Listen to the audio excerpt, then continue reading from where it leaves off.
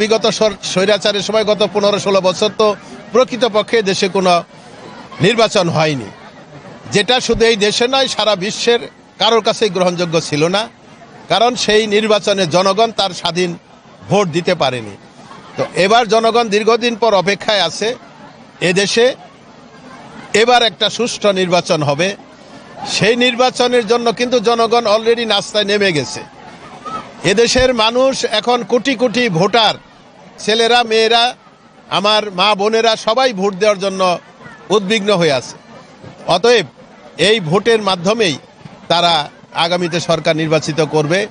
আর আমার বিশ্বাস, যেভাবে মানুষ এখন নির্বাচনী মাঠে নেমে গেছে, এই নির্বাচনকে প্রতিহত করা বা বিঘ্নিত করার কোনো সুযোগ আর কারো আছে বলে মনে হয় না।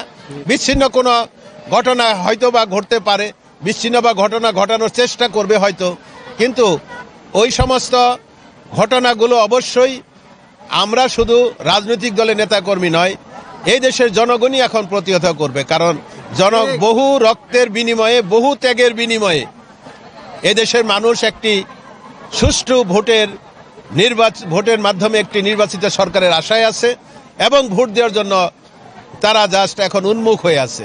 অতএব এই নির্বাচনকে আর বাধাগ্রস্ত করার চেষ্টা করে কোনো লাভ হবে না। বাংলাদেশকে একটি সমৃদ্ধশালী দেশ গড়ার জন্য মূল কারিগর হচ্ছে শিক্ষিত সমাজ, এবং এই শিক্ষিত সমাজ অবশ্যই দেশ গঠনের সবচেয়ে গুরুত্বপূর্ণ ভূমিকা সব দেশেই রেখে থাকে।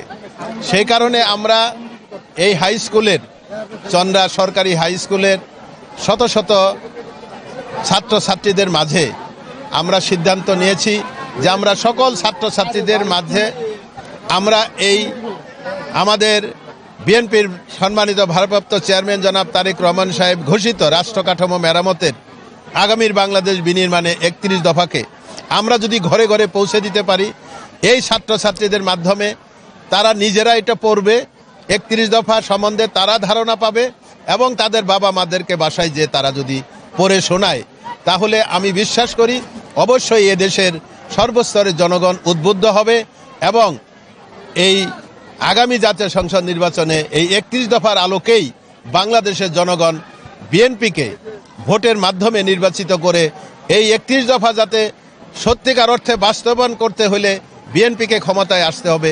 বিএনপি ক্ষমতায় আসলে 31 দফার আলোকে দেশকে গড়ে তুলবে। সেই আলোকে আমরা স্কুলে স্কুলে ছেলে মেয়েদের মাঝে এটা পৌঁছে দিচ্ছি।